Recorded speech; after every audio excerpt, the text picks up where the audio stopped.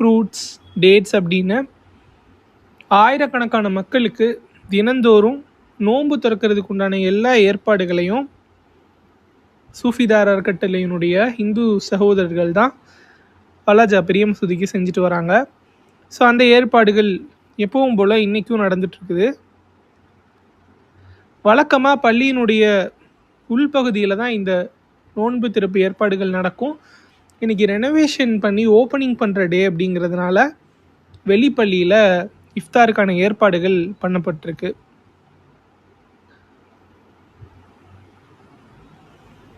So time இப்போது கரெக்டாக ஒரு 5:30 ஆகுது.